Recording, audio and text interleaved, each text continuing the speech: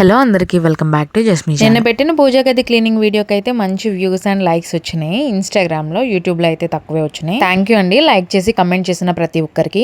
ఇక్కడైతే నా morning routine అయితే స్టార్ట్ చేసేసాను. 20 days నుంచి కొంచెం హెల్త్ బాగోట్లేదు, అందుకని వీడియోస్ అయితే సరిగ్గా పోస్ట్ చేయట్లేదు. ఇప్పుడు కొద్దిగా పర్లేదు. ఒకసారి యూట్యూబ్ స్టార్ట్ చేసి వీడియోస్ తీయడం అలవాటు అయిందంటే ఇంకా అదే పీక్తా ఉంటది. అలవాటు అయిపోతాము. వీడియో తీయాలి, ఎడిట్ చేయాలి, అప్లోడ్ చేయాలి, ఇలానే ఉంటుంది ఇంకా మైండ్ లో మొత్తం. దానికన్నా ముందు మన హెల్త్ ముఖ్యం కనుక నా హెల్త్ అయితే కొంచెం మంచిగా అయిన తర్వాతే పోస్ట్ చేద్దామని ఫిక్స్ అయ్యాను. అందుకే డైలీ అప్లోడ్ చేయలేకపోతున్నా. ఇప్పుడైతే చాలా వరకు బెటర్. ఇంకా డైలీ అప్లోడ్ చేయడానికి ట్రై చేస్తాను. కొన్ని రోజుల్లోనే మా వారి మీద చాలా రెస్పెక్ట్ పెరిగింది నాకైతే. మా వారు ఎలా అంటే త్వరగా ఏది ఎక్స్ప్రెస్ చేయరు, చాలా సైలెంట్ గా ఉంటారు. 1 week మాత్రం నన్ను ఒక చిన్న పిల్లలాగా చూసుకున్నారు. అందులోనూ మాకు ఒక చిన్న పాప ఉంది. ఇంకా అప్పటికి తనకి పాలైతే ఇంకా మాన్పించలేదు. అదో పెద్ద టాస్క్ అయిపోయింది. అసలు నిజంగా నా కూతురు కూడా బంగారం. అసలు నాకు బాగోనన్ని రోజులు అల్లరే చేయలేదు. అసలు తనకి పాలు ఎలా మాన్పించాలని చెప్పి చాలా రకాలుగా ట్రై చేశాను, కానీ అసలు తను మానలేదు. నాకు షాకింగ్ విషయం ఏంటంటే నాకు బాగోని కాడ నుంచి తను పాలు తాగడం మానేసింది. ఇంకా నైట్ టైం కూడా వాళ్ళ నాన్న క్యారీ చేస్తున్నారు. ఎంత గుక్క పడుతుందో